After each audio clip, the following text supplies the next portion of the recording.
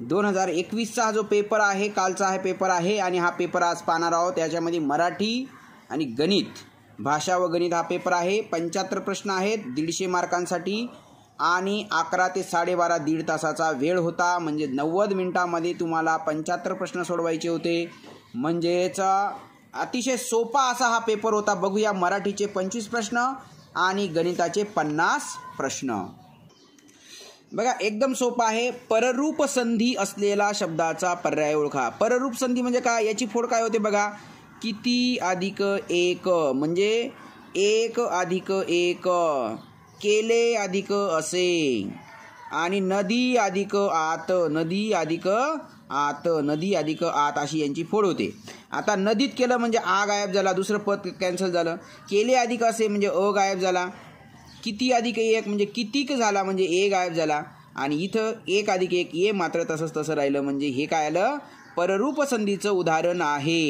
हे तिन्ही पूर्वरूप संधीची उदाहरणं आहेत. आता पुढचं उदाहरण आहे. माझ्या खणखणीत आवाजाने व ठणठणीत भाषणाने सारी सभा मी दणानून काढली. माझ्या खणखणीत आवाजाने, आवाज कसा खणखणीत, आवाजाची माहिती खणखणीत आहे, भाषणाची माहिती ठणठणीत आहे, सभेची माहिती सारी सभा मी दणानूनच काढले. म्हणजे किती विशेषण आले, 1 2 आणि 3, एकूण 3 विशेषणे याच्यात आलेली आहेत. पुढीलपैकी लिंग प्रकारानुसार विसंगत असणारा शब्द कोणता. लिंग, लिंग म्हणजेच काय, पुल्लिंग, स्त्रीलिंग आणि नपुंसक लिंग. आता याचं एक वचन करून घ्यायचं आणि मग त्याला लिंग लावायचं. बघा, तो मळा, तो कावळा, तो डोळा, तो डोळा आणि ते स्थळ, ते स्थळ. म्हणजे हे नपुंसक लिंग आलं, म्हणजे हे वेगळं आलं. आता याच्यामध्ये निश्चितपणे अनेक वचनी शब्द, भरारी एकच असते, बासरी एकच असते, तुतारी एकच असते, चादरी अनेक वचनी आहे. म्हणजे हे उत्तर आलं. याचे अधोरेखित शब्द विभक्ती ओळखायची. याला प्रत्ययच लावलेला नाही आहे. म्हणजे ही कशाची विभक्ती आहे, प्रथमा विभक्ती आहे. अकर्मक कर्तरी प्रयोग ओळखा. अकर्मक म्हणजे कर्म नसलेला. आकाशात ढग जमले. जमणारे काय, ढग. जमण्याची क्रिया कोणावर, ढगावर. म्हणजे ही अकर्मक वाक्य आलं. आणि याचं जर आपण केलं, ढगच्या ऐवजी आकाशात ढग एकच करा, एक ढग जमला होईल. त्याच्यानंतर आकाशात जमला म्हणजे याच्यामध्ये बदल होतो. म्हणजेच हे कर्तरी प्रयोगाचं उदाहरण आहे. आणि कर्म नाही आहे म्हणून अकर्मक कर्तरी आहे. टिळकांनी सिंह गर्जना केली. करणारे कोण, टिळक. म्हणजे करता आला. करण्याची क्रिया कोणावर, सिंह गर्जनेवर. म्हणजे हे कर्म आलं. आपल्याला कर्म नसलेलं पाहिजे, मग हे नाही चालणार. नागपूरला जाताना वाटेतच उजाडले. इथं उजाडण्याचा भाव महत्त्वाचा आहे. म्हणजे भाव कर्तृक प्रयोग आहे. त्याच्यानंतर कामगार कामावरून घरी परतले. परतणारे कोण, कामगार. परतण्याची क्रिया कोणावर, कामगारावर. म्हणजे याच्यामध्ये कर्ता आहे, कर्म नाही. कामगारच्या ऐवजी मुलगी कामावरून घरी परतली, ली होईल. म्हणजे कर्त्याच्या लिंगवचनानुसार क्रियापद बदललं म्हणून हा अकर्मक कर्तरी प्रयोग आला. म्हणजे 2 अचूक पर्याय सांगितलेत. म्हणजे हे एक आणि हे एक उत्तर येईल. आता उत्तम वक्ता व्हावे म्हणून आरशासमोर उभे राहून भाषणाचा सराव केला. उभयान्वयी उद्देशबोधक. उद्देशबोधक म्हणजे काय, काहीतरी पुढील वाक्यामध्ये उद्देश पाहिजे. वक्ता व्हावं म्हणून आरशासमोर सराव केला. म्हणजे याचा उद्देश काय होता, की उत्तम वक्ता व्हावा हा उद्देश होता. म्हणजे हे उदाहरण आलं. यंदा पर्जन्य चांगला झाला म्हणून हे परिणामबोधक वाक्य आलं.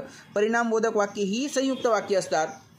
पण न्यूनत्वबोधक, जा अथवा हे जे वाक्य आहेत हे संयुक्त वाक्य आहेत. हे एकटंच मिश्र वाक्य आहे.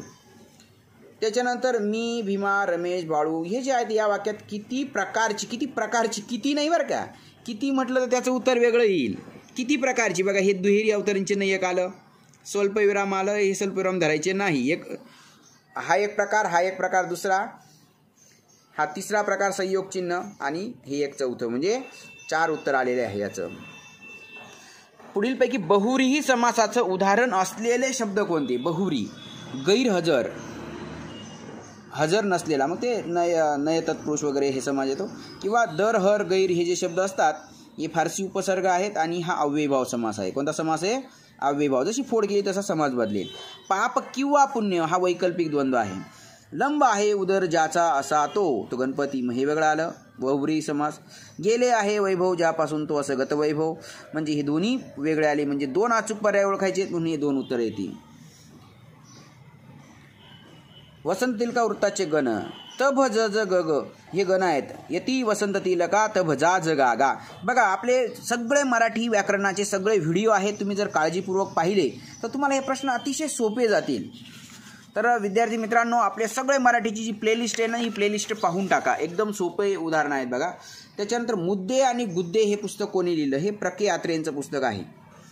गोविंदाग्रज म्हणजे राम गणेश गडकरी. हे टोपण नावे सुद्धा लक्षात ठेवा, हे विचारले जातात. आता ही कविता आहे.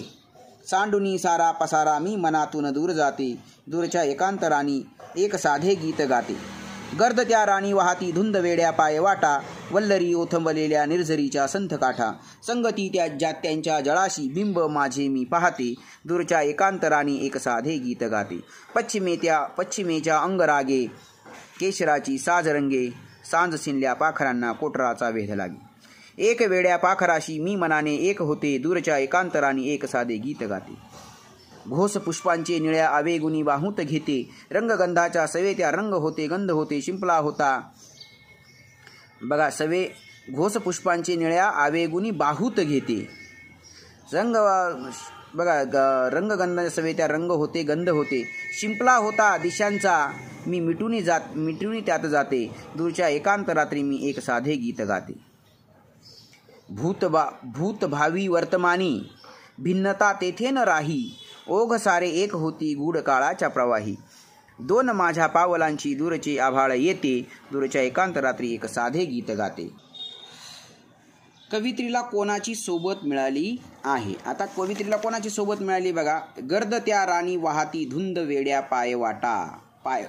वाहती पायवाटा आणि वल्लरी ओथंबल्या. वल्लरी म्हणजे काय? वेली ओथंबलेल्या म्हणजे पायवाटा आणि वल्लरी हे त्याचं उत्तर असेल. वाहणारी पायवाट आणि वेली म्हणजे अ आणि क हे त्याचं उत्तर असेल. त्याच्यानंतर कवितेच्या आशयानुसार कोणते विधान चुकीचे आहे? कवित्री पाण्यात स्वतःला न्याहाळत आहे. कवित्री स्वतःला पाण्यात न्याहाळत आहे बघा. संगती त्यांच्या जळाशी बिंब मी पाहते म्हणजे स्वतःला न्याहाळते म्हणजे 2 नंबरचं बरोबर आहे. त्याच्यानंतर सूर्य मावळतीला कललेला आहे म्हणजे हे सुद्धा हे बघा. संगती इथं पश्चिमेच्या अंगरागे केशराची सांज रागे याच्यावरून सूर्य पावळतीला लागलेला आहे. आणि सांज शिनल्या पाखरांना कोटराचा वेध लागे म्हणजेच दमलेल्या पक्ष्यांना घरट्याची ओढ लागली आहे म्हणजे हे बरोबर आहे, हे बरोबर आहे, हे बरोबर आहे म्हणजे हे चुकीचं आहे. कवित्रीने कोणती गोष्ट गोळा केलेली आहे? तर घोष गोळा केलेले आहेत. कशाचे? बघा, घोष पुष्पांची निळ्या आवेगून बाहूत घेते. बाहूत घेते म्हणजे घोष पुष्प म्हणजे फुलांचे घोष बाहूत घेते म्हणजेच फुले गोळा केलेली आहेत. आता याच्यामध्ये बघा काय होतंय बाळाला? तापाने फनफनलाय नुसता, गेली 4 दिवस तापच उतरना. मग अजून का दवाखान्यात आणला नव्हता? नेला होता की गावातल्या दवाखान्यात 2दा, पण काहीच गुण नाही. अगं कपाळावर मीठ पाण्याच्या पट्ट्या तरी ठेवल्यास का रात्री? शेजारची आजी म्हणाली. प्रगती भोसले, चला पुढचा नंबर. अहो मिस्टर, माझ्या बाळाचा नंबर पुढे घेता का? खूप तापलाय हो. अहो मी सुद्धा सकाळपासून नंबर लावून माझ्या बाळाला घेऊन बसले, उलटी जुलाबाने हैराण झाली आहे नुसती. बरं बाई, ने तुझ्या पोरीला. या आषाढात बया आजारच आजार, नुसती दवाखान्याची भर होते. अहो आजी, तुमची स्वच्छता तुम्ही ठेवली असती तर ही वेळ आली नसती. अहो पवार, चला आला तुमचा नंबर. वरील संवाद कोणत्या ऋतूत झाला? आता आषाढाचा महिना आहे म्हणजे हा पावसाळा आहे, बरोबर. आता वरील संवाद झाला त्या ठिकाणी एकूण किती व्यक्ती असाव्यात आपण चेक करू. आणि संवादात आलेल्या गुण येणं म्हणजे काय? गुण आला येत नाही म्हणजेच काय? उपाय होत नाही म्हणजेच गुण येणे म्हणजे उपाय होणं. ओके. आता हा 17 नंबरचा प्रश्न पाहू आपण. आता याच्यात किती व्यक्ती आहेत? काय होतंय बाळाला? समजा 3 व्यक्ती बसलेले आहेत, 1, 2 आणि 3. समजा इकडं आजी बसलेली आहे, इकडं समजा ते हे पेशंट बसलेलं आहे आणि पुढची एक व्यक्ती बसलेली आहे. मग काय होतंय बाळाला? ही विचारते. तापाने फनफनलाय नुसता म्हणजे ही जे याची आई आहे ती म्हणत असेल, बरोबर आहे. म्हणजे ती पवार आपण समजू तिला, पवारबाई. आणि ही आजी म्हणू. मग अजून दवाखान्यात का नेला नव्हता? ही आजी मी विचारते. नेला होता की गावातल्या दवाखान्यात, पण काही गुणच येत नाही. ही पवार बोलते. आजी पवार. ओके. अगं कपाळावर मीठ पाण्याच्या पट्ट्या तरी ठेवल्यास का रात्री? शेजारची आजी म्हणाली. म्हणजे आता ही आजीच्या ऐवजी जर दुसरं कोणी असेल तर मग ही याला काय म्हणावं लागेल? आपल्याला आजी म्हणावं लागेल. ओके. म्हणजे आजी पवार आणि ही एक्स्ट्रा 3री व्यक्ती आली. प्रगती भोसले पुढचा, चला पुढचा नंबर म्हणजे ही सिस्टर, म्हणजे ही एक व्यक्ती, पवार दुसरी, ही आजी तिसरी, नर्स चौथी. नंतर अहो सिस्टर माझ्या बाळाचा नंबर घेता का पुढे, खूप तापलाय हो. अहो मी सुद्धा खूप नंबर लावून बसले माझ्या बाळाला, उलटी जुलावा नुसती हैराण झाली नुसती. म्हणजे ही जी आहे ना ही दुसरी आई असेल, हे दुसरं पुढचं पेशंट असेल. म्हणजे बघा हे एक व्यक्ती, त्याच्यानंतर पवार दुसरी व्यक्ती, ही तिसरी आजी चौथी, बघा एक पवार दोन, आजी तिसरी, त्याच्यानंतर नर्स चौथी, त्याच्यानंतर ही दुसरी बाई ही पाचवी, आणि ही तिला म्हणते घेऊन जाय पाचवी, त्याच्यानंतर आणि अहो आजी पाचवी, आणि अहो पवार, म्हणजेच असे 5 जण असू शकतात याच्यामध्ये. किती 5 जण, बरं किंवा हे सुद्धा किती, म्हणजे हे वेगळं विचारलं, हे वेगळ्याने विचारलं असाव्यात. तर मला असं वाटतं की याच्यात 5ही असाव्यात, पण निश्चित सांगता येणार नाही असं सुद्धा त्याचं उत्तर असू शकतं. त्याच्यानंतर संवादात आलेल्या गुण येणे, याचा आपण पाहिलेले उपाय होणे. गुण येणे म्हणजे काय, उपाय होणे असा त्याचा अर्थ येईल. 2 सुंदर वस्तूंमधील साम्य ओळखणे कठीण काम होते. सुंदरच्या विरुद्ध कुरूप आलेला आहे, भेदच्या विरुद्ध साम्य आलेला आहे, सोपेच्या विरुद्ध कठीण आलेला आहे, पारकच्या विरुद्ध अर्थाचा शब्द आलेला नाही. कोणता विरुद्ध अर्थाचा शब्द आलेला नाही, तर इथं पारक शब्द येईल. तर पुढीलपैकी अशुद्ध शब्द कोणते, तर याच्यामध्ये परिवर्तन हा एक बरोबर शब्द आहे, आणि गुरुवर्य हा सुद्धा बरोबर शब्द आहे. तर हे दोन्ही शब्द थोडेसे चुकीचे असावेत असं मला वाटतं. कारण गुरु शब्द लिहिताना हा आपण असा गुरु लिहितो, एकटा लिहायचा असेल, पण दुसरा असा लिहायचा असेल तर त्याला आपण अशा पद्धतीने पहिला उकार देऊन मग असं जोड शब्द करताना आपल्याला अशा पद्धतीने करावं लागतं. म्हणजे दैन्यरहित आणि स्मृती शब्द एकटा असेल तर असा लिहितात, आणि असा लिहायचा असेल तर तो असा लिहित असतील असं मला वाटतं. तर हे 2 शब्द थोडेसे चुकीचे असावेत असं मला वाटतंय. सदावर्त सुरू करणारे सहोदर हे साक्षर व स्वावलंबी होते. या पर्यायातील अर्थाचा शब्द सांगा मला. तर आता एकाच आईच्या पोटी जन्म घेतलेले म्हणजेच कोण आलं, सहोदर आलं. याच्यासाठी सहोदर शब्द आलेला आहे. मोफत जेवण मिळण्याचे ठिकाण, हे सुद्धा याच्यासाठी सदावर्त शब्द आलेला आहे. त्याच्यानंतर सर्व समाजात समता नांदावी असे म्हणणारा, समतावादी आहे का, नाही. लिहिणे व वाचणे येत असलेला, साक्षर आहे. म्हणजेच याच्यामध्ये याचा पर्याय आलेला, याचा अर्थाचा शब्द आलेला नाही. पुढील वाक्य पूर्ण वाक्प्रचाराची बघा. प्रत्येक आईवडील आपल्या मुलाच्या भविष्याचे आडाखे बांधतात. खुणगाठ बांधतात म्हणजे निश्चय करतात, विडा उचलतात म्हणजे शपथ घेतात. असं काही चंगबांधणी हे नाही आहे, तर हे आडाखे बांधणे हे उत्तर बरोबर वाटते. विसंगत म्हण ओळखा. डोळ्यात केर आणि कानात फुंकर, म्हणजे इकडचं वेगळ्याच ठिकाणी काहीतरी हे करणं. मानेवर गळून पायाला आळू, म्हणजे ही एक नाग सोमेश्वरी, हे तिन्ही एका समान अर्थाच्या म्हणात. ही म्हण वेगळी आहे. लेकी बोले सुने लागे ही म्हण वेगळी आहे. गुजराती भाषेतील शब्द बघा. गुजरात घी, दादर, डबा, रकामटेकडा, दलाल, शेठ हे शब्द गुजराती भाषेतील आहेत. याच्यामध्ये एकूण किती जोडाक्षर आलेले आहेत. आता बघा, ज्ञ हे जोडाक्षर आहे. आता हे जोडाक्षर नाही बरं का, लक्षात ठेवा. मृ जोडाक्षर नाही, हे जोडाक्षर नाही. उद्दिष्टचं दी जोडाक्षर आहे, ष्ट जोडाक्षर आहे. आता हा र आहे, हला र जोडला आहे. हृदयंगम हे जोडाक्षर दिसते. सहस्र हे एक जोडाक्षर आहे. क्षक सुद्धा जोडाक्षर आहे. श्र हे जोडाक्षर आहे. त्याच्यानंतर द्र हे जोडाक्षर आहे. आता श्र जोडाक्षर, हा रूच नाही, हा श्र एक जोडाक्षर आहे. आणि आता वरती रफार आला म्हणजे हा सुद्धा एक जोडाक्षर आहे. आणि तला य जोडला हा जोडाक्षर आहे. र हा एक जोडाक्षर आहे आणि ही एक जोडाक्षर आहे. म्हणजे एकूण जोडाक्षर किती आले? 1 2 3 4 5 6 7 8 9 10 11 12 आणि 13. तर याच्यात 13 आहेत. परंतु हा जो जोडाक्षराचा नियम असा आहे, व्यंजन प्लस स्वर पाहिजे किंवा व्यंजन प्लस स्वर पाहिजे.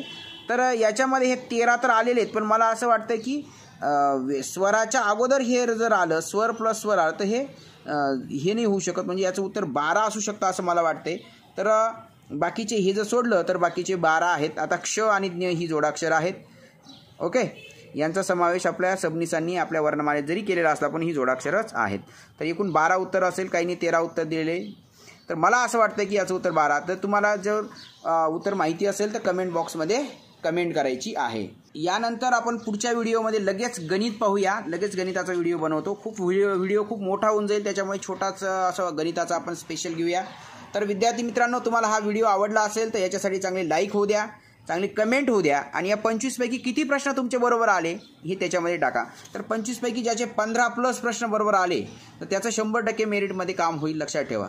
तर 15पेक्षा जास्त मार्क्स असणाऱ्या विद्यार्थ्यांनी याच्यामध्ये कमेंट बॉक्समध्ये कमेंट करायची आहे. जर तुम्ही चॅनलला नवीन असाल तर त्याला सबस्क्राईब करा आणि बाजूच्या बेल आयकॉनला क्लिक करून ठेवा, म्हणजे माझा येणारा पुढचा व्हिडिओ लगेच तुम्हाला पाहायला मिळेल. चला बघा, गणिताचे प्रश्न बघूया. एक संख्या xचे 20% व दुसरी संख्या yचे 25% समान आहेत. तर xचे yशी गुणोत्तर किती? म्हणजे xचे 20% बरोबर yचे 25% करायचं. xचे 20% बरोबर yचे 25%. xचे म्हणजे गुणिले 20% म्हणजे 100, yचे म्हणजे गुणिले 25% म्हणजे 100. 100 गेला. इकडचा y इकडं भागिले आणायचा आणि इकडचा 20 इकडं हे करायचं, भागिले जाऊ द्यायचं.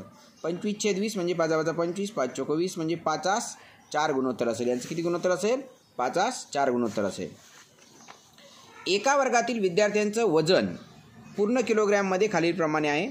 विद्यार्थ्यांचं वजनाचं मध्यमान काढा. आता यांची सगळ्यांची मध्यमान म्हणजे सरासरी, म्हणजे 20 × 11 किती होतात? 220. हे बघा 220 केलेलं आहे. 21 × 8 168, 22 × 1 22. आता टोटल बेरीज झाली 410. 410ला 11ने 12 ने 8 20ने भागायचं, तर हे 20.5 किलोग्रॅम सरासरी आलेली. आणि 20.5 म्हणजेच काय? 20.5 म्हणजेच 20 किलोग्रॅम 500 ग्रॅम, म्हणजे 2 उत्तर आपल्याला करायचे होते म्हणून हे उत्तर येईल. त्याच्यानंतर 28वा प्रश्न बघा, एकदम सोपा प्रश्न आहे. इथं हा जो कोन आहे, हा कोन आपल्याला दिलेला आहे 55 अंशाचा आणि याच्याशी रेषीय जोडी करतो. मग 180 मधून 95 गेला तर म्हणजे हा किती आला? हा 85 आला. आणि हा 85 चक्रीय चौकोनातील समकोन काय असतात? एकरूप असतात. एकरूप नाही, दोघांची बेरीज 180 अंश असते, पूरक असतात. म्हणजे हा 85 असेल तर हा 95 असेल तरच बेरीज 180. म्हणजे हा कोन आपल्याला विचारलेला आहे DAB, म्हणजे हा कोन 55 अंशाचा असेल. किती अंशाचा असेल? 55 अंशाचा असेल. बघा, हा सुद्धा अतिशय सोपा प्रश्न आहे. एका आयताकार 20 सेंटीमीटर बाय 10 सेंटीमीटर मापाच्या थर्मोकॉल शीटमधून 2 बाय 5 सेंटीमीटर मापाचा आयताकार तुकडा कापला तर उरलेल्या थर्मोकॉल शीटसाठी खालीलपैकी कोणते वाक्य अचूक आहे? अचूक आहे म्हणजे काय? बरोबर आहे. कोणते वाक्य बरोबर आहे? आता बघा, हे 20 आहे, हे 10 आहे. आता हे सुद्धा किती असेल? 10 असेल. आणि हे किती असेल? हे 20 असेल. मग आता हे असा एवढा तुकडा जरी कापला, पण एवढं कापलं आणि हे असं कापलं, तर मग आपल्याला समजा चालत जायचं असेल तर आपल्याला इथून आणि असं जावं लागेल, असं जावं लागेल, पुन्हा असं जावं लागेल, पुन्हा असं जावं लागेल. म्हणजे हे 5 आणि हे 5 म्हणजे हे 10 जसंच तसं राहिलं. आणि पुन्हा ही बघा, ही जी आहे ही 2 सेंटीमीटर धरली तर ही 2 आणि ही किती असेल? मग ही 18 असेल. म्हणजे हे 20 जसंच तसं अंतर आहे. हे 20 जसंच तसं असेल, हे 10 जसंच तसं असेल. म्हणजे परिमितीमध्ये काहीच फरक पडणार नाही. ही 20 जशीच तशी राहिली, कारण हा 2 इथं 2 आलेलाच आहे. आणि ही 10 जशीच तशी आली, म्हणजे परिमिती तेवढीच राहील. परिमितीमध्ये काही फरक पडणार नाही. आता प्रत्येक मूळ संख्या ही नैसर्गिक संख्या असते. चुकीचं विधान ओळखा. चुकीचं म्हणजे काय? चुकलेलं. प्रत्येक मूळ संख्या, आता नैसर्गिक संख्यामध्ये 1 पासून सर्व संख्यांचा समावेश असतो, म्हणजे प्रत्येक मूळ संख्या ही नैसर्गिक संख्या असते. प्रत्येक परिमेय संख्या ही वास्तव असते. आता वास्तव संख्येचा अर्थच आहे, परिमेय आणि अपरिमेय संख्यांना एकत्रितपणे वास्तव संख्या म्हणतात, म्हणजे हे बरोबर आहे. कोणत्याही दोन मूळ संख्यांची बेरीज नेहमी समसंख्या असते, असं काही नसतं. आता मूळ संख्या 2 आले आणि ही 3 आहे, 2 आणि 3 5, म्हणजे हे उदाहरण चुकलेलं आहे. आणि जोडमूळ संख्यांचा मसावी 1 असतो. कोणत्याही 2 मूळ संख्या किंवा जोडमूळ संख्या यांचा मसावी नेहमी 1 असतो, आहे की नाही? म्हणजेच हे सुद्धा बरोबर आहे. म्हणजेच काय? सी नंबरचं चुकलेलं आहे. त्याच्यानंतर याच्यामध्ये आपल्याला वायची किंमत विचारली, म्हणजे हा कोन विचारलेला आहे. एकदम सोपा आहे. हा 34 आहे आणि हा याच्याशी रेषीय जोडी करतोय. 180 मधून 34 वजा करा, 146 अंशाचा कोन येईल. बघा, खालील विधाने वाचा व योग्य पर्याय निवडा. आता 2 अचूक पर्याय निवडायचे आहेत. अचूक म्हणजे काय? बरोबर. 2 बरोबरचे हे वाक्य निवडायचे आहेत. 3 व 4ने विभाज्य असणाऱ्या सर्व संख्या 8ने विभाज्य असतात. तसं काही नाही. 3 व 4ने सर्व संख्या 12ने विभाज्य असतात, म्हणजे हे वाक्य चुकलेलं आहे. ओके. आता 3च्या पाड्यात 6 आहे, ती 8च्या पाड्यात आहे का? नाही 3 आणि 3 चौको 12 होतात. 8ने भाग जातो का? नाही, म्हणजे हे चुकलेलं आहे. 2 व 9ने भाग जाणारे 18ने भाग जातो का? तसं काही नाही. 2 आणि 9, 9 दुनी 18. बघा 2 9 18, 2 9 18 बरोबर आहे. 18 बरोबर काय? 2 9 18 हे सममूळ संख्या आहेत. म्हणजे 2 आणि 9ने भाग जाणाऱ्या संख्यांना 18ने भाग जातो, हे बरोबर आहे. 6 व 10ने भाग जाणाऱ्या सर्व संख्या 2ने विभाज्य असतात, बरोबर. आता 6 म्हणजे 6ने भाग गेला आणि 10ने भाग गेला तर हे याने भाग जाईल. म्हणजे हे 2 नंबर ब आणि क बरोबर आहे. काय? ब आणि क योग्य आहे. हे उदाहरण याचं उत्तर येईल. पण याच्यामध्ये 2 अचूक पर्याय, म्हणजे हे बी उत्तर हे हा एक पर्याय आणि अयोग्य आहे हे सुद्धा बरोबर आहे. चुकीचं आहे असं म्हटलेलं आहे, म्हणजे हे बरोबर आहे. हे म्हणजे पर्याय क्रमांक 1 आणि 2 उत्तर येईल याचं. दंडगोलाचं एकूण पृष्ठफळ आणि गोलाचं पृष्ठफळ समान होण्यासाठी खालीलपैकी कोणती अट द्यायला हवी? आता दंडगोल म्हणजे हा असा दंडगोल, आणि दंडगोलाचं पृष्ठफळ म्हणजे काय? खालच्या पायाचं πr वर्ग, वरचं πr वर्ग आणि मधलं 2πrh, म्हणजे πr वर्ग 2πr वर्ग अधिक 2πrh हे याचं पृष्ठफळ आहे. आणि गोलाचं पृष्ठफळ काय आहे? 4πr वर्ग. मग आता हे 4πr वर्ग म्हणजे 2πr वर्ग अधिक 2πr वर्ग असं लिहिलं तरी सुद्धा चालेल, म्हणजे 4πr वर्ग आपण असं लिहिलं. आता 2πr वर्ग 2πr वर्ग कट होतं, इकडं 2π, इकडे 2π कट होतं, इकडे 2π कट होतं, म्हणजे इकडं r गुणिले h, इकडं r गुणिले h, इकडं r गुणिले r एवढं असावं. म्हणजे याची त्रिज्या आणि उंची याच्या त्रिज्या एवढी असावी. म्हणजे दंडगोलाची त्रिज्या व उंची गोलाच्या त्रिज्या एवढी हवी, हे याचा पर्याय आहे. त्याच्यानंतर हे उदाहरण एकदम सोपं आहे बघा, फक्त एका सेकंदात उत्तर निघतं बघा. 48 रुपये डझन दराने 48 डझन केळी विकत घेतल्या. 48 रुपये डझन दराने 48 डझन केळी विकत घेतल्या. त्यातली 1 डझन केळी नासली, उरलेली सर्व केळी 72 रुपये डझन विकल्याने, म्हणजे 72 रुपयेप्रमाणे 47 डझन केळी विकली. म्हणजे साहजिकच त्याला फायदा झालेला असेल, तर या व्यवहारात त्याला किती फायदा, त्यांना फायदा झाला की तोटा? आता मला सांगा, तोटा तर होणार नाही, तोटा होऊ शकत नाही, कारण 2च 1 डझन मागे 24 रुपये नफा मिळवतोय, 2च डझन मागे तो झालेला तोटा आहे, ते नासलेली केळी निघून गेली, बरोबर आहे का नाही? म्हणजे इथं आपल्याला नफा झालेला आहे, म्हणजे 2च डझन मागे 48 रुपये नफा होऊन जातो. म्हणजे एक मोठं उत्तर असेल, म्हणजे 48 असू शकत नाही, म्हणजे 1080 असं चालेल. नाही तर काही जण काय करतात, 72 गुणिले 47 करतात, मग ते 84 आलं, 48 गुणिले 48 करतात, त्यांची वजाबाकी करतात, हे उत्तर काढतात. एवढं करायची गरज नाही. फक्त तुम्ही स्कॉलर आहात का हे पाहण्यासाठी असं उदाहरण दिले जातात. आता एका इष्टिकाची ती आकाराची पाण्याची टाकी आहे, अशी इष्टिकाची ती आकाराची पाण्याची टाकी आहे आणि त्याच्या दर मिनिटाला 60 लिटर पाणी पडतंय. टाकीची धारकता 108 घनमीटर आहे. तर ती अर्धी भरण्यासाठी किती आहे? 108 घनमीटर टाकी पूर्ण भरण्यासाठी आहे. मग निम्मी टाकी भरायची म्हणजे आपल्याला 54 घनमीटर भरायची, आणि 54 घनमीटर म्हणजे 54,000 लिटर. 54 घनमीटर म्हणजे काय? 54,000 लिटर. आता 54,000 लिटर टाकी आपल्याला 60 लिटर दराने भरायची आहे. 0 0 कट होईल, 6 1 6, 6 9 54, 6 0 0 6 0, म्हणजे 900 मिनिटे लागतील. किती? 900 मिनिटे लागतील. आणि 900 मिनिटं म्हणजेच किती तास? 900 भागिले 60 केलं, 0 0 गेला, 6 1 6, 3 उरले 6 पंचे 30, म्हणजे 15 तास लागतील. किती तास लागतील? 15 तास. पूर्ण भरायला विचारलं असं तर 30 तास लागतील असं काढता येईल. आता 30,000चे 12% दराने 1.5 वर्षाचं चक्रवाढ व्याज. आता 30,000चे 12% किती येतात? 12 3600. पहिल्या वर्षी 3600 व्याज येईल, आणि दुसऱ्या वर्षी अर्ध्या वर्षाचं व्याज किती? सरळ व्याज म्हटलं तर हे 1800 येईल. 1800. पण या व्याजाचं वैशिष्ट्य असं असतं चक्रवाढ व्याजाचं, पहिल्या वर्षावरील व्याजाचं व्याजसुद्धा लावलं जातं. म्हणजे 3600चं सुद्धा, या पहिल्या वर्षी जे 3600 रुपये आलं ना, त्याचं सुद्धा अर्ध्या वर्षाचं व्याज येईल. अर्ध्या वर्ष म्हणजे काय? पूर्ण वर्षाचं 12% आहे ना, अर्ध्या वर्षाचं 6% व्याज त्याला लावलं जातं. म्हणजे 2 0 2 0 कट झाले, 6 6 36, अचाला 3 7 3 18 19 20 21, म्हणजे यांची बेरीज करायची. 6 1 6 8 14 आणि 15 16, अचाला 1 4 आणि 1 5, म्हणजे 5616 हे त्याचं उत्तर येईल. बघा पुन्हा एकदा समजावून देतो बघा. 30,000चं 1.5 वर्षाचं, मग 30,000चं 1 वर्षाचं व्याज काढायचं 12%. 30,000चे 12% 3600 येतात, आणि 30,000चे पुन्हा अर्ध्या वर्षाचं काढायचं तर 60% काढायचं, म्हणजे 1800 येतात. पण चक्रवाढ व्याज हे पहिल्या वर्षाच्या व्याजावरील व्याज असतं दुसऱ्या वर्षी. मग 3600चे सुद्धा हे अर्ध्या वर्षाचं 6% काढून घ्यायचं, म्हणजे हे 216. असं इथं 5616 उत्तर येईल. बघा हा प्रश्न सुद्धा एकदम सोपा आहे. बघा, एक अंकी मूळ संख्येतील अंक, एक अंकी मूळ संख्या, एक अंकी मूळ संख्या कोणत्या आहेत? 2 3 5 7. तयार होणाऱ्या मोठ्यात मोठ्या आणि लहानात लहान 4 अंकी संख्येतील फरकाला खालीलपैकी कोणत्या संख्येने भाग जाणार नाही. याच्यातून मोठी संख्या कोणती तयार होईल? 7532 म्हणजे 7532. लहान कोणती होईल? 2357. वजाबाकी करायची, यांच्यातला फरक काढायचा आहे ना, यांच्या फरकाला 5175. याला कोणत्या संख्येने भाग जाणार नाही? म्हणजे आता इथं 5 आहे म्हणजे 5ने भाग जाईल. 7 5 12 13 आणि 5 18. 18 म्हणजे 3ने भाग जातो, 9ने भाग जातो. अंकांची बेरीज 3च्या पाड्यात असेल किंवा 9च्या पाड्यात असेल त्याला 3 आणि 9ने भाग जातो. 7ने भाग जाणार नाही म्हणजे ऑप्शन नंबर 4 असेल. खालीलपैकी कोणता शब्दसमूह या पायथागोरसचं त्रिकूट नाही? आता 3 4 5 5 12 13 पाहिजे होती. इथे काय पाहिजे होतं? 5 12 13 म्हणजे ही इथं नाही. लगेच सापडून गेलं बघा. 7 24 25 हे त्रिकूट आहेत.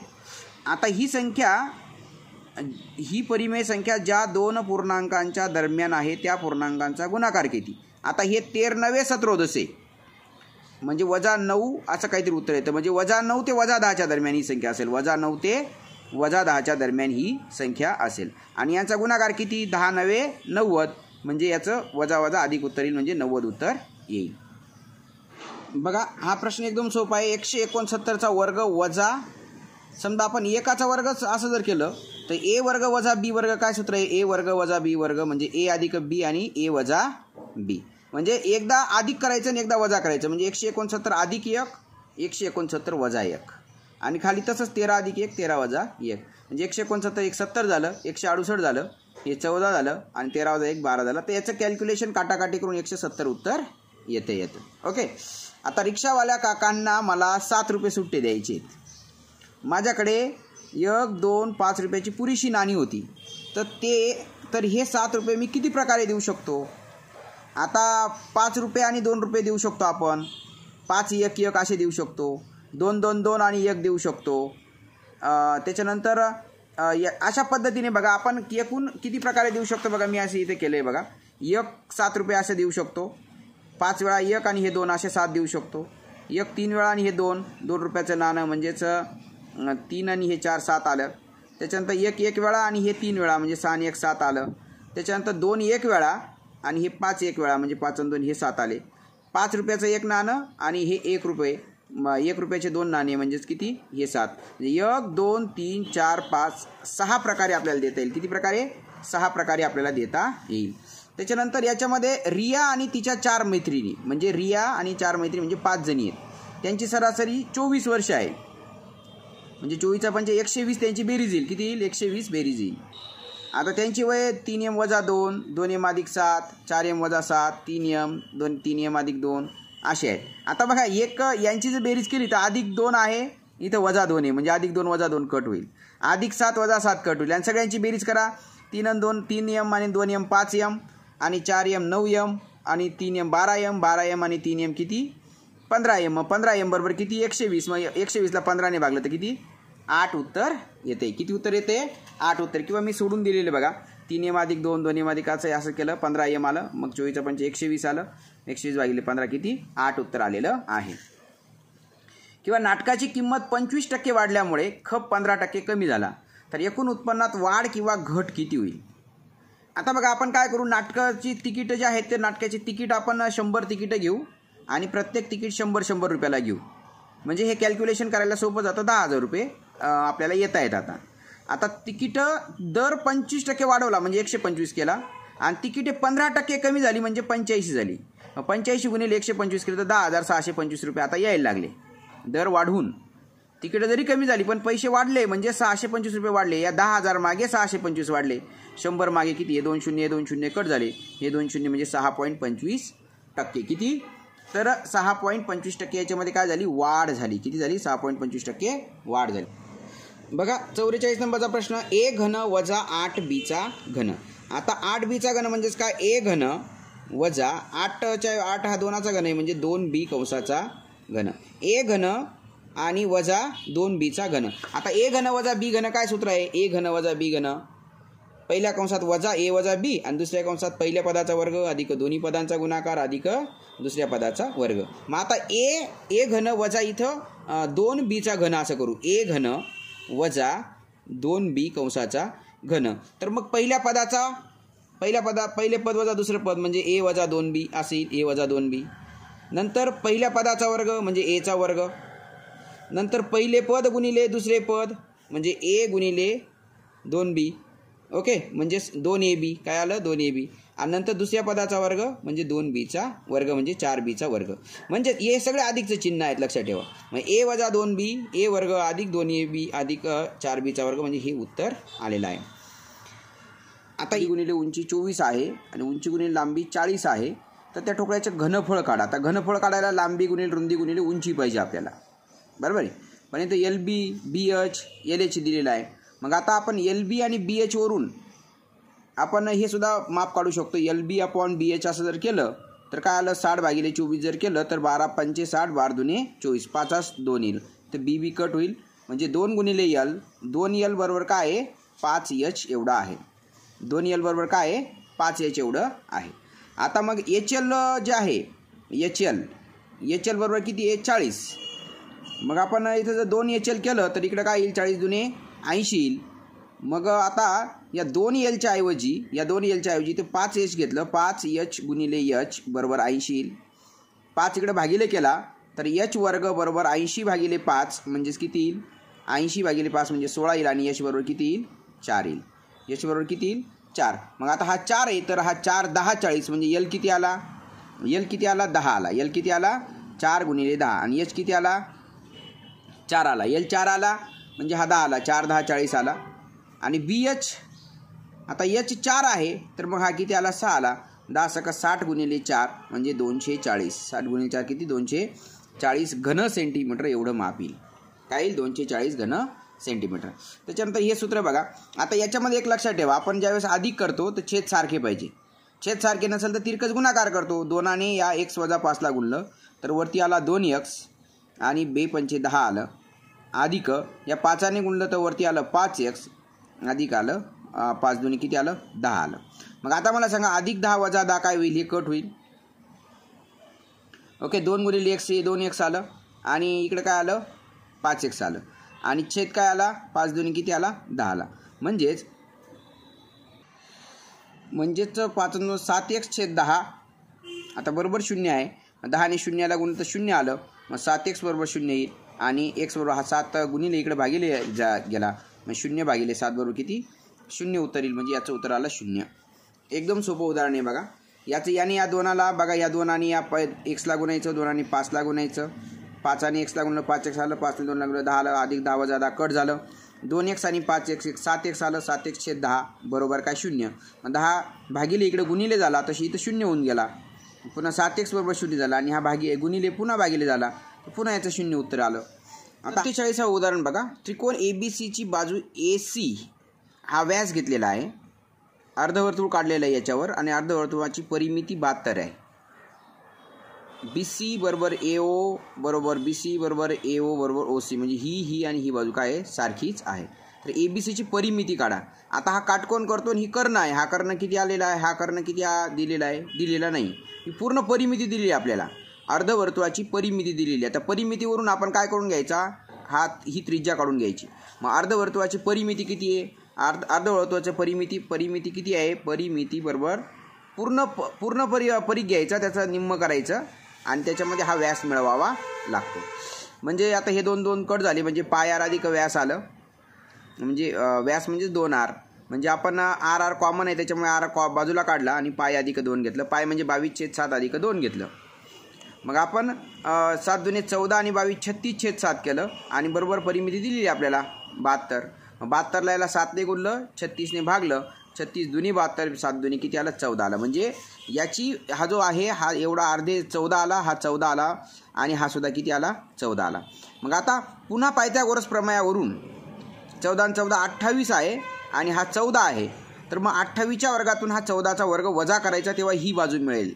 ओके, मग पुन्हा पायथागोरसच्या प्रमेयाने 28चा वर्ग 14चा वर्ग अधिक x, मग 28चा वर्ग 784 वजा 196 बरोबर 588 येतं आणि 588ची फोड काय येते 14 गुणिले 14 गुणिले 3 म्हणजे 2 वेळा 14 आलं, तर मग हा 1 14 बाहेर काढायचा आणि 1 3 बाहेर काढायचा. मग आता याची परिमिती विचारली तर परिमिती हे 14 आणि 14 28 आलं, हे 28 घ्यायचं, त्याच्यानंतर ही बाजू 14 आली, हे 14 घ्यायचं आणि ही बाजू किती आली 14 वर्गमुळात 3. मग 28 आणि 14 किती होतात 42 अधिक 14 वर्गमुळात 3 म्हणजे 42 अधिक 14 वर्गमुळात 3. आता याला माप नाही म्हणून एकक म्हणायचं. काय म्हणायचं? 42 अधिक 14 वर्गमुळात 3. हे थोडंसं नाही म्हटलं तरी थोडंसं अवघड होतं. जास्त अवघड नव्हतं पण बऱ्यापैकी अवघड होतं. सगळ्यात अवघड उदाहरण हेच होतं याच्यामध्ये. आता इथं एक्सचा 5वा घात आहे वजा, आता याचे सहगुणक लिहायचे. मग याच्यात अधिक एक्सचा 4था घात लिहायचं, अधिक एक्सचा 0 एक्सचा 3रा घात लिहायचं, अधिक 0 एक्सचा वर्ग लिहायचं, वजा 4x आणि अधिक काय लिहायचं 0. मग आता याच्यामध्ये याची फोड कशी? याच्या सहगुणक काय येतील? याचा 1 येईल. 1 0 0 0 वजा 4, 1 0 0 0 3दा 0 वजा 4 आणि 0. म्हणजे हे काय आले? याचे सहगुणक रूप आले. काय आले? सहगुणक. बघा, सुरेश रावांनी एक वस्तू 1962 रुपयास विकल्याने -9% फायदा झाला. 9% फायदा म्हणजे 100 रुपयाची वस्तू 109ला विकणं म्हणजे 9% फायदा.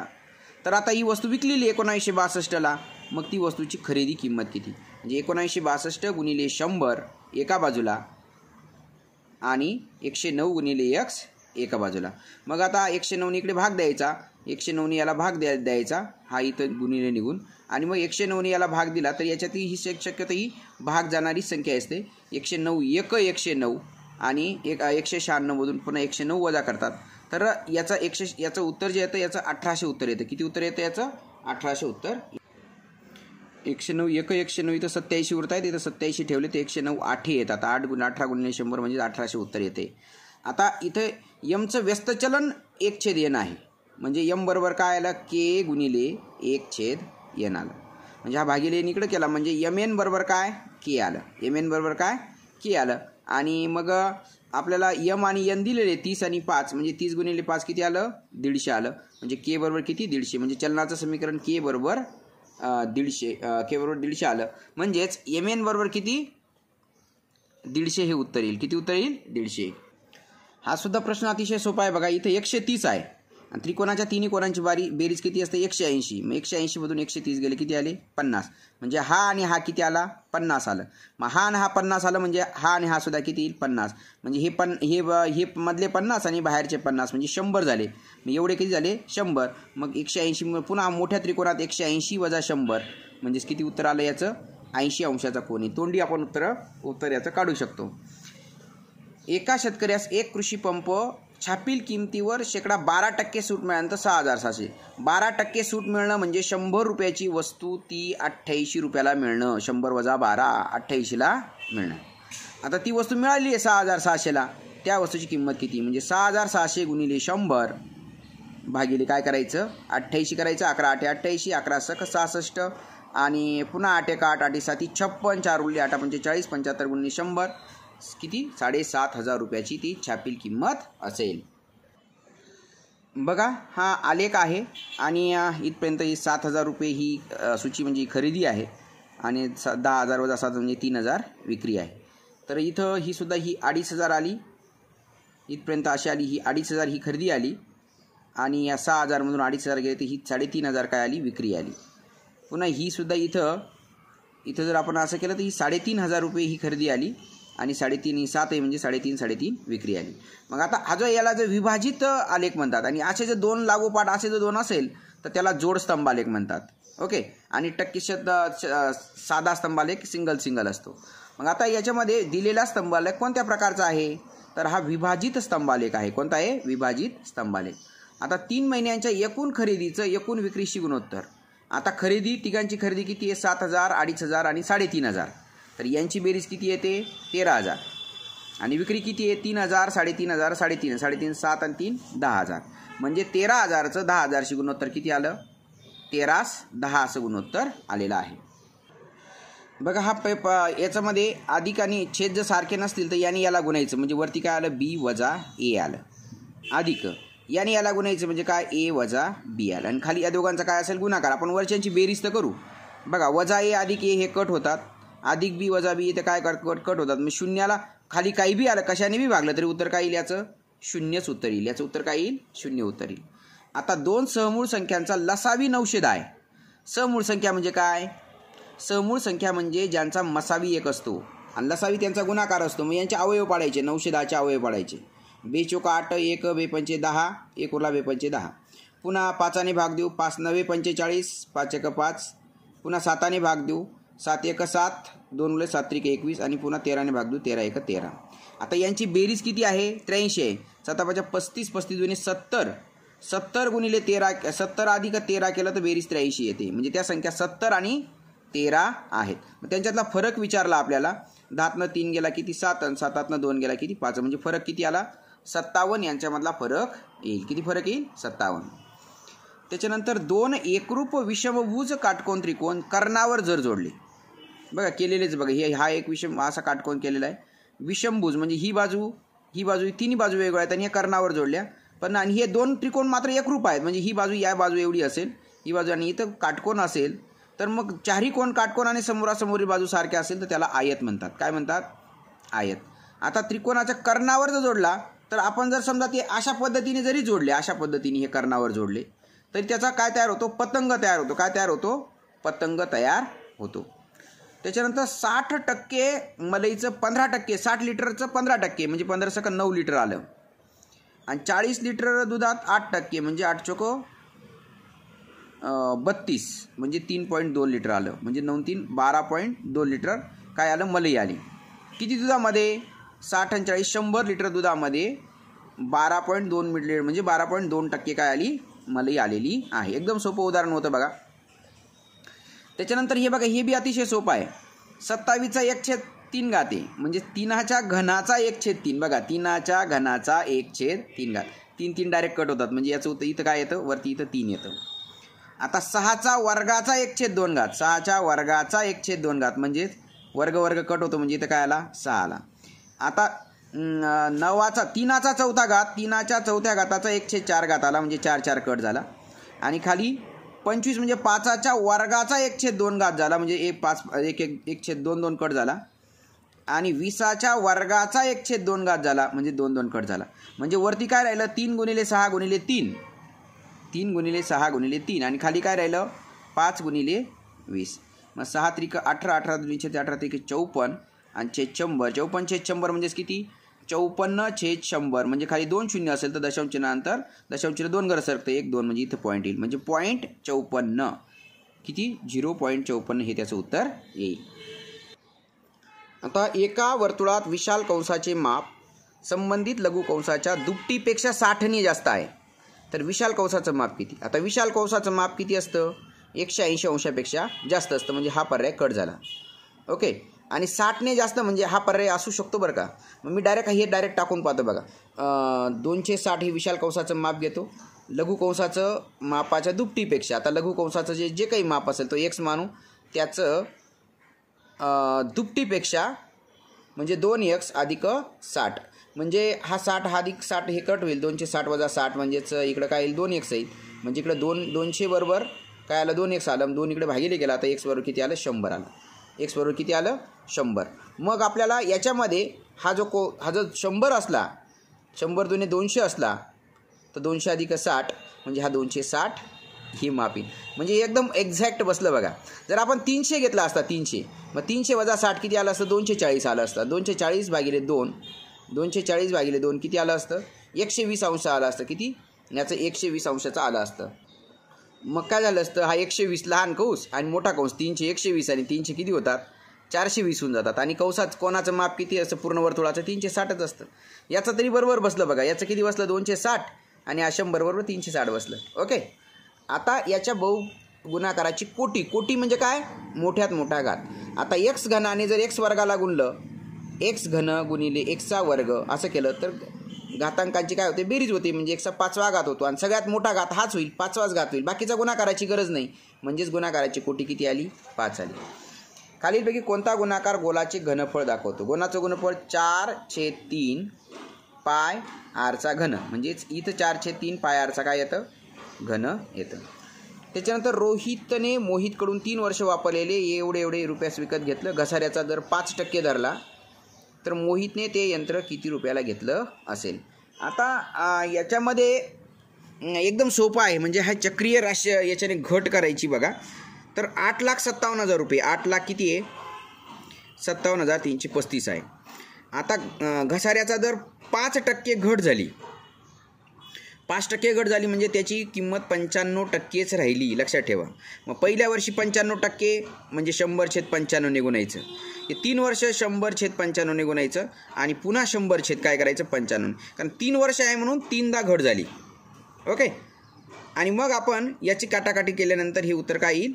याचं उत्तर 8,57,000चे 10 लाख येईल. वाटल्यास हे 10 लाख घेऊन 10 लाखाचे पुन्हा काय करायचे 95% असं करून पाहिजे. 10 लाखाचे काय 10 लाखाचे 95% गुणिले 95% गुणिले 95% करून पहा, तरीसुद्धा तुम्हाला हेच उत्तर येईल. ओके. त्याच्यानंतर या त्रिपदीचे अवयव कोणते? आता ही त्रिपदी आहे, एकदम सोपं आहे. -17 आहे तर 60 आहे. 60चे अवयव काय होतात? -17 यायला पाहिजे, गुणाकार -60 यायला पाहिजे. 20 त्रिक काय होतात? 60, म्हणजे -20 आणि +3 असं याची फोड येईल. -20 आणि +3 म्हणजे आपण जर याला x मानला, याला जर x मानला तर मग याची काय येते x - 20 आणि x + 3 अशी फोड येते. मग x - 20 म्हणजेच काय? याला x - 20 मानलेलं आहे, याला x मानलेला आहे, म्हणजे a - b - 20 a - b - 20 a - b - 20 हे येईल. आणि याचं a - b + 3 a - b + 3 म्हणजे हे 4 नंबरचं याचं येईल. आता याच्यामध्ये ही समसंख्या आहे. x या संख्येचा वर्ग खालीलपैकी कोणती संख्या असेल? आता ही समसंख्या आहे ना, समसंख्या आहे तर म्हणजे समजा 3x + 7 बरोबर याच्यातली समसंख्या म्हणजे आपण अंदाजे 10 घेऊ. मग +7 तिकडे काय होईल? वजा होईल, म्हणजे 3 येईल. आणि x बरोबर काय येईल? 3/3 म्हणजे 1 आलं. x बरोबर काय आलं? 1. मग आता 1 या संख्येचा वर्ग, 1 या संख्येचा वर्ग काय आलं? 1चा वर्ग 1च येईल. ओके. म्हणजे काय येईल? ती विषम संख्या येईल. वाटल्यास 10च्या ऐवजी तुम्ही इथं 20 घेऊन पहा. 20 - 7 किती आलं? 20 - 7 इथं 13 आलं. मग 13/3 काय उत्तर आलं? 13/3. मग याचं उत्तर काय येईल पुन्हा? किंवा उत्तर बघा इथं 28 घेऊन पहा. मग समसंख्या आहे ना, 28 घेऊन पहा. 7 वजा करा, इथे 21 आलं, म्हणजे 3x बरोबर 21. 3ने भाग दिला तर काय उत्तर आलं? x बरोबर काय आलं? 7. 7चा वर्ग 49 म्हणजे विषम संख्या. मूळ संख्या येऊ शकत नाही. बघा, समसंख्या बी येऊ शकत नाही आणि सममूळ संख्या बी येऊ शकत नाही. अब्दुलने A गावापासून B गावापर्यंत जाण्यासाठी एकूण अंतराचे 2/5 मोटारीने आणि 1/2 बसने पार केले, तरी अजून B गाव 15 किलोमीटर दूर आहे. आता बघा त्याने काय काय केलं? 2/5 आणि 1/2 एवढं अंतर त्याने पार केलं.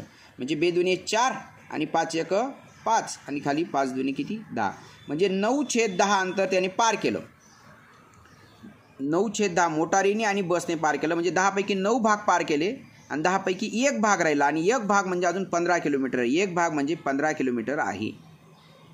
म्हणजे 10 भाग म्हणजेच किती असतील? 150 किलोमीटर अंतर असेल. किती किलोमीटर अंतर असेल ते?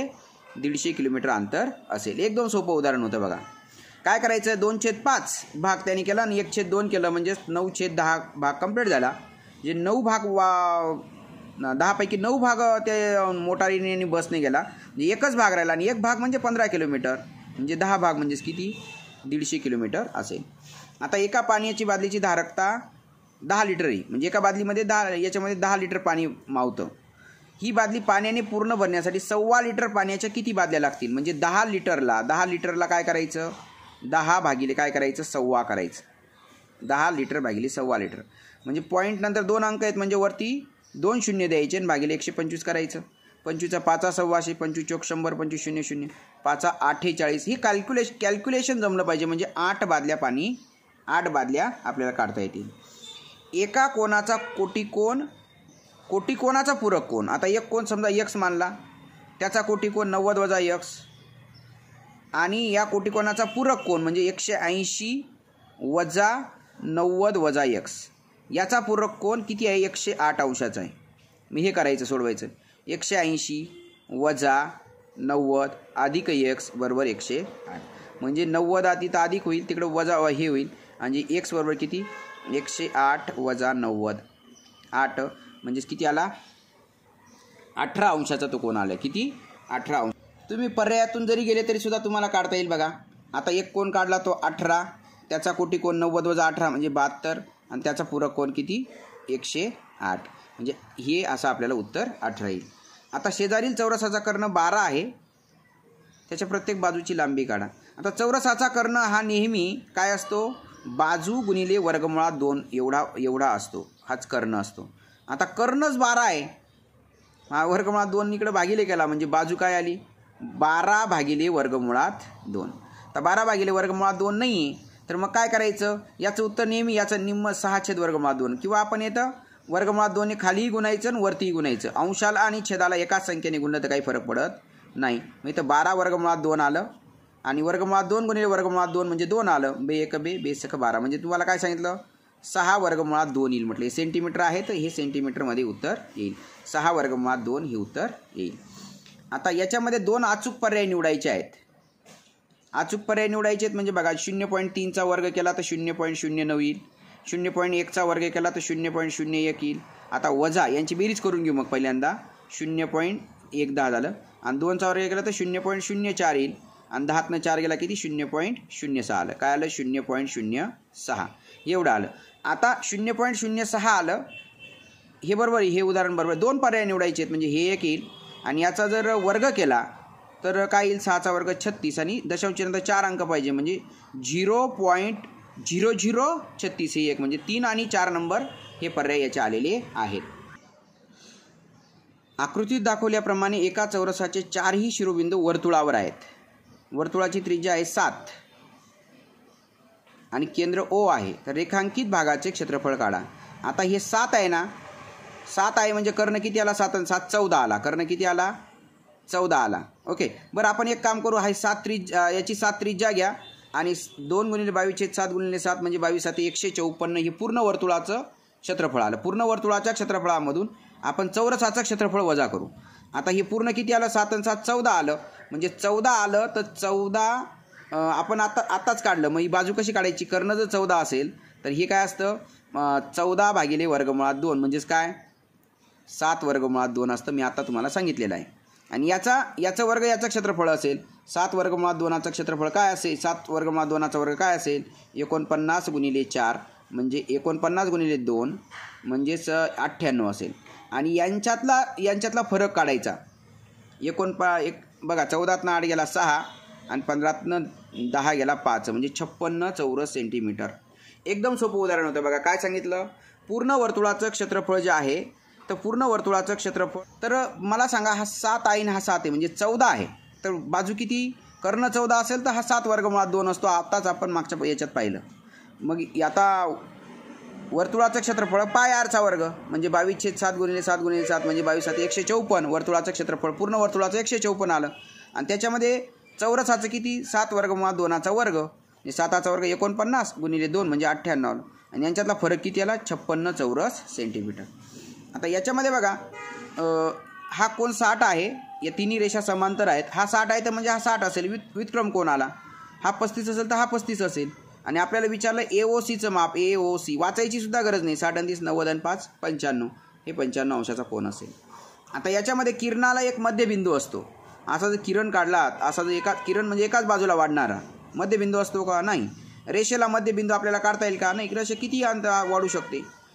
वर्तुळातील जीवेला एक मध्यबिंदू, वर्तुळाची जीवा असेल तर त्याला मध्यबिंदू असतो, हे बरोबर आहे. रेषाखंडाचा लंबदुभाजक त्याच्या मध्यबिंदूतून, रेषाखंडाचा लंबदुभाजक म्हणजे रेषेला काटकोन करतो आणि सारखं विभागतो तर ते मध्यबिंदूमधून, हे बरोबर आहे. म्हणजे चुकीची विधानं A आणि B आहे. मग A आणि B ही चुकीची विधानं आहेत, 1 आणि 2. तर 74 नंबरचा प्रश्न आहे, ही राशी बैजिक राशी पूर्ण वर्ग करण्यासाठी खालीलपैकी कोणते मध्यपद घ्यावं लागेल. आता याचं पूर्ण वर्ग राशी करायची असेल तर हे बघा याचं पहिल्याचं वर्गमूळ घ्यावं लागतं. मी तुम्हाला सांगितलं आहे. पहिल्याचं एकाचं वर्गमूळ किती 1, दुसऱ्याचं चिन्ह आपण थोड्या वेळ आपण अधिक चिन्ह घेऊ थोड्या वेळ, आणि 64चं वर्गमूळ 8, A वर्गाचं A, B वर्गाचं B म्हणजे हा याचा वर्ग असेल. आणि याचा वर्ग कसा करायचा, एकाचा वर्ग 1 अधिक पहिले पद गुणिले दुसरे पद 8AB त्याची दुप्पट म्हणजे 16AB अधिक दुसऱ्या पदाचा वर्ग म्हणजे 8चा वर्ग 64 Aचा वर्ग आणि Bचा वर्ग. म्हणजे 1 अधिक 64 A वर्ग B वर्ग आहे. म्हणजे फक्त याच्यामध्ये 16AB नाही, म्हणजे याच्यामध्ये 16AB काय करावं लागेल, मिळावं लागेल. म्हणजे वर्गराशी पूर्ण वर्गराशी होते. आता याच्यामध्ये हे दोन्ही त्रिकोण कोणत्या कसोटीने एकरूप होतात, एकरूप म्हणजे सारखे होतात. आता ही बाजू आणि ही बाजू सारखी आहे. त्याच्यानंतर ही एक बाजू कॉमन आली म्हणजे ही बाजू, ही एक बाजू आणि मध्यभागी दोघांचा कोन देखील सारखा आहे म्हणजे बाजू कोन बाजू बा को बा ह्या कसोटीने हे दोन्ही त्रिकोण काय आहेत, एकरूप आहेत. आपल्या गणित गुरु जो चॅनल आहे आपला गणित गुरु 1, ह्या चॅनलमध्ये आपलं हे सगळं जवळपास सगळेच उदाहरणं आपल्या चॅनलवरून आलेले आहेत.